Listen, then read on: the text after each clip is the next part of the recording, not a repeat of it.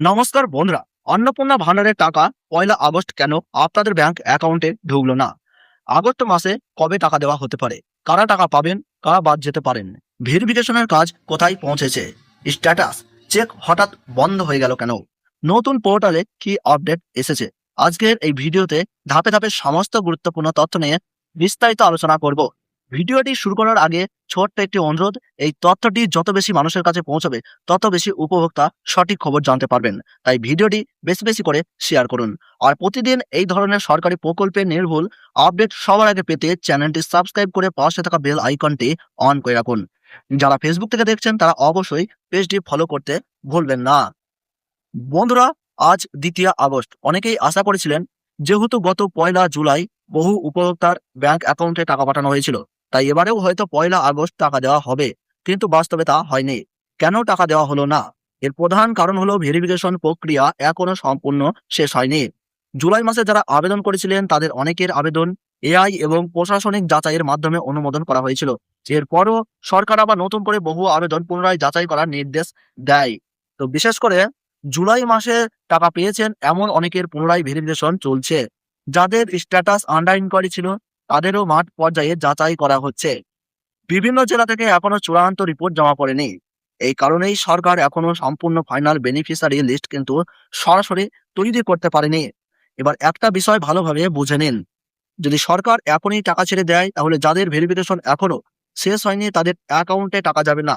এরপর আবার BDO office, panchayat office এবং বিভিন্ন সরকারি দপ্তরে অভিযোগের সংখ্যা বেড়ে যাবে।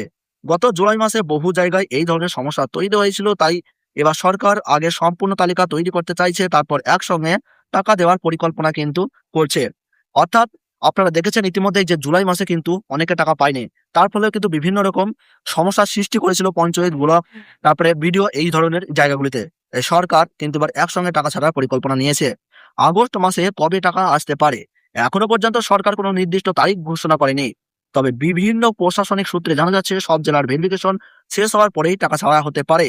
অর্থাৎ ১ সপ্তাহ লাগতে পারে, আবার ২ সপ্তাহ লাগতে পারে। তাই সরকারি ঘোষণার জন্য অপেক্ষা করাই কিন্তু সবচেয়ে এখানে ভালো।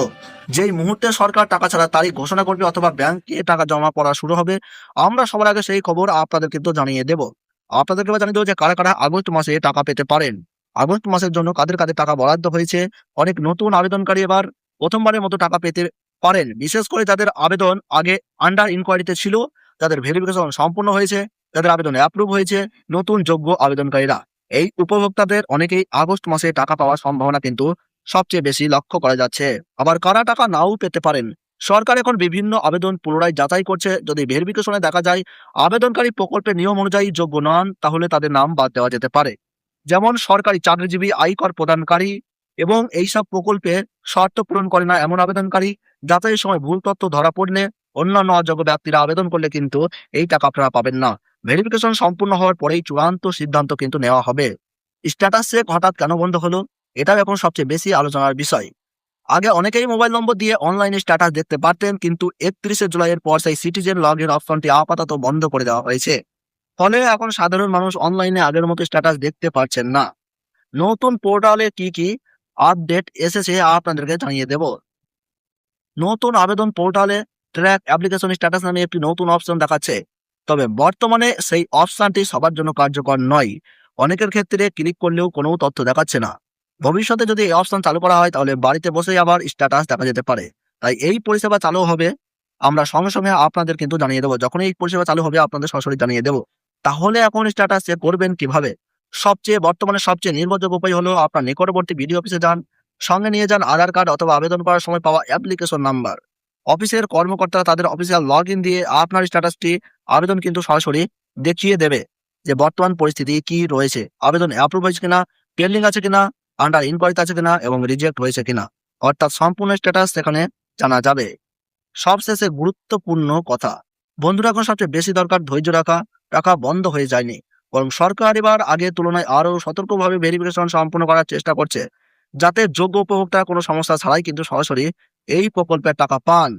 তাই কোনো গুজবে কান দেবেন না, শুধুমাত্র সরকারি ঘোষণা এবং নির্ভরযোগ্য আপডেটের উপর ভরসা রাখুন।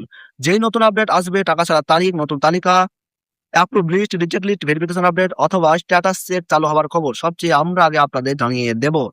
তাই ভিডিওটি যদি তথ্যবহুল মনে হয়ে থাকে তাহলে অবশ্যই লাইক করবেন, বেশি বেশি করে শেয়ার করবেন এবং এখনো যদি চ্যানেলটি সাবস্ক্রাইব করে না থাকেন তাহলে সাবস্ক্রাইব করে পাশে থাকা বেল বাটনটি অন করে রাখবেন। ফেসবুক থেকে দেখলে পেজটিকে ফলো করতে ভুলবেন না। ধন্যবাদ, সবাই ভালো থাকবেন, সুস্থ থাকবেন। আবার দেখা হবে পরবর্তী গুরুত্বপূর্ণ আপডেটে।